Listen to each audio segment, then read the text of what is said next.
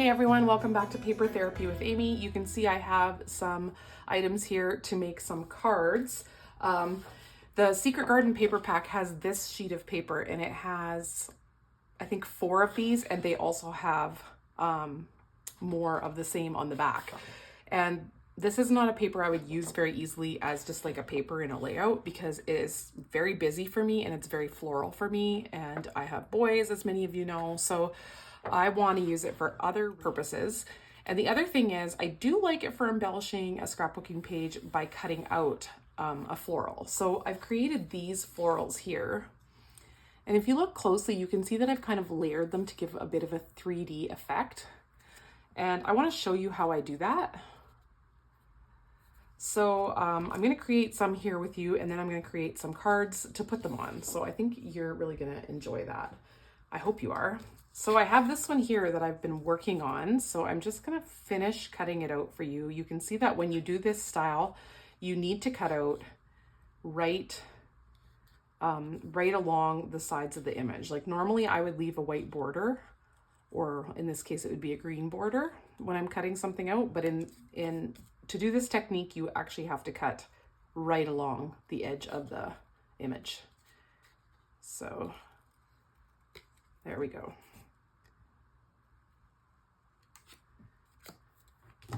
So I have this first layer here. I have my little sponge dauber that my dog got a hold of and chewed up. She's so naughty. This might have been our last dog even. And I've got my inking ink pad. This is my special ink pad that I save. I bought a new one to have just for stamping in charcoal, which is what I used to do the sentiments. But this one I use because it's laying open on my desk a lot, so it dries out more. So what I'm going to do here, so you can see I use the yellow flower in this case, but I've got the flower with the pink center here. It's a white flower, but I mean the center. So that doesn't matter because it's the identical flower, so it really doesn't matter. What matters is the top piece that you're going to put on there. So if I wanted it to be yellow centered, I could just go like this center, I could just go and cut that one out. So what I'm going to do is I'm going to ink around the whole edge of this design. So I'm going to go around all the leaves because I want it to get darker towards the edge, because generally when something's darker to the edge is going to look a little bit more recessed, so it gives a layered look. And if you want, you see here, I actually think I would cut this little leaf off, but what I could do too is I could cut it and then ink that edge so that it looks like this is layered on top. But I actually think I like it better without that leaf in there. So I'm just gonna take it completely out. Sorry if I'm out of frame. I'm trying to stay in. I think I might need some reading glasses because sometimes I really have to bring it closer to my eyes than I used to. Okay, now you'll see that this edge isn't inked, but what we're gonna do is take the second one that I fussy cut out. So you can see it's a little bit, it's pretty close to perfect, but it's a little bit imperfect. It doesn't matter that I've left a tiny bits of green are showing when I've gone a little bit off the lines. So we're gonna go, the fun thing about inking is it gets really darker towards the edge. So we're gonna go like that, and I'm just gonna ink them all right away.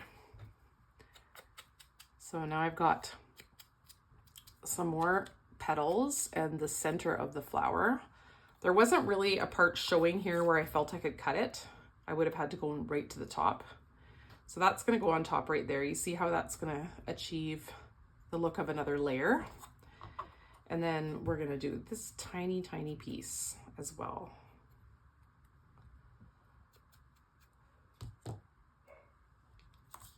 Okay, and so this is where you want a really good precision tipped glue. So that you can slide it around and get it exactly in the right place before it actually sticks down. So you can see there, I have to slide it up a bit to make sure I've got them all covering the flower in the image. So now we've got 2 layers, and this one is sort of sitting on top of this one, right? So you can see that the leaves are kind of coming from behind. Then we're gonna take this one, get a little bit of glue on there. And same thing again, we're gonna look for a distinguishing petal like that one there. and then just kind of slide it into place like that. So that's layer 3, I guess. And then we've got this little layer here. So this is just this real foreground right here. And again, just gonna try and get it right over top.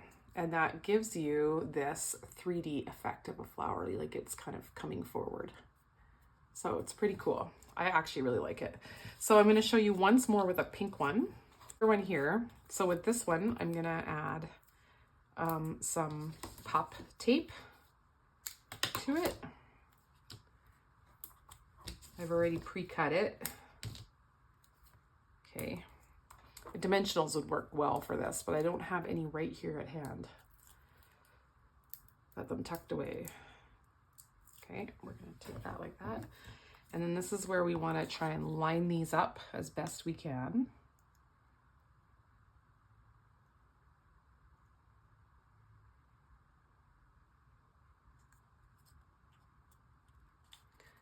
It doesn't, if it's imperfect, it's really not too big a deal.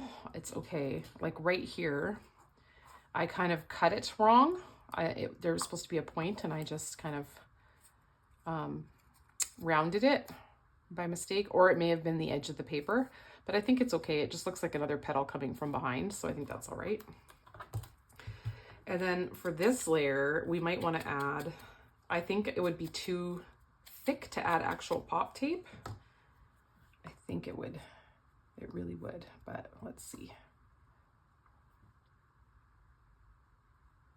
It's hard to tell. It's this part right here. There we go. I think it'd be kind of thick to add the actual pop tape. So I think what we're gonna do is just add a little bit of paper underneath. So I've got some right here. Let's just try and beef it up underneath a little bit with some paper. So we'll just glue that in place. And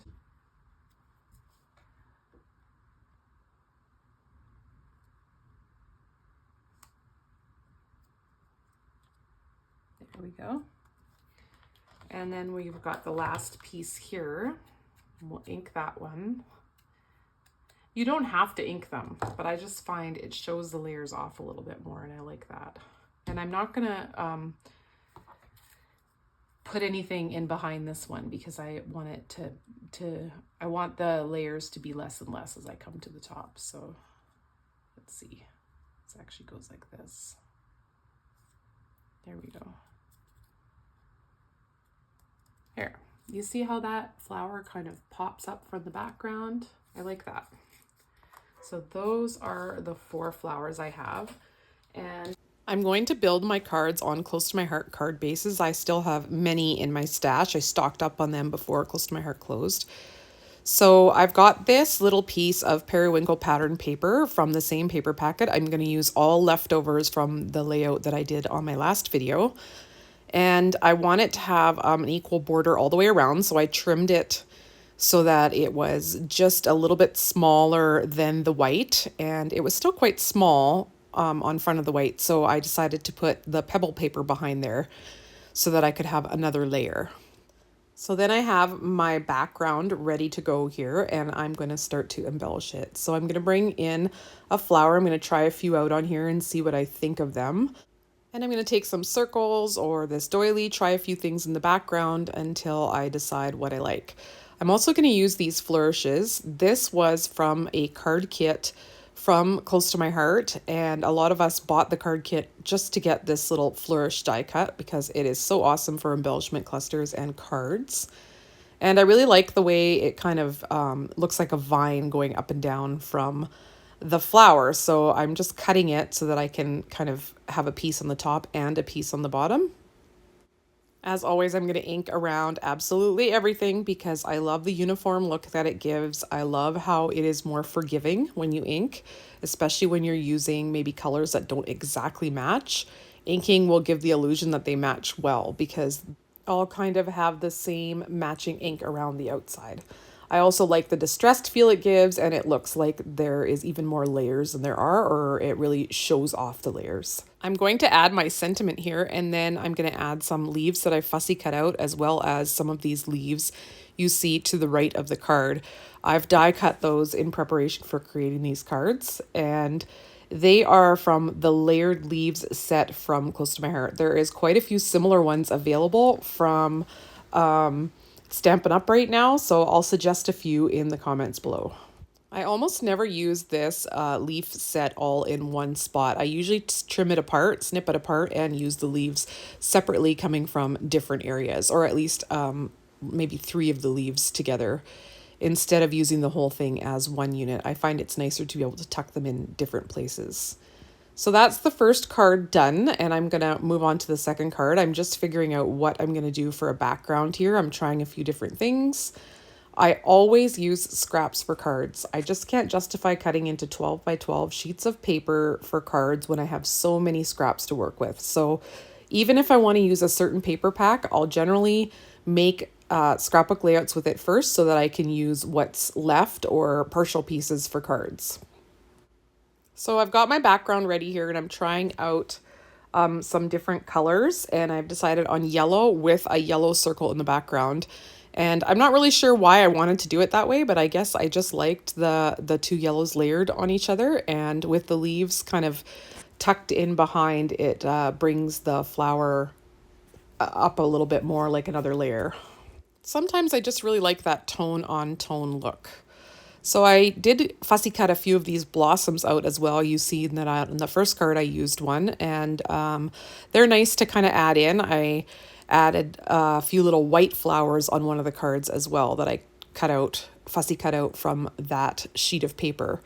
So when I fussy cut for cards like this, I'll generally be watching TV or listening to a podcast, and then I'll cut a whole bunch at once.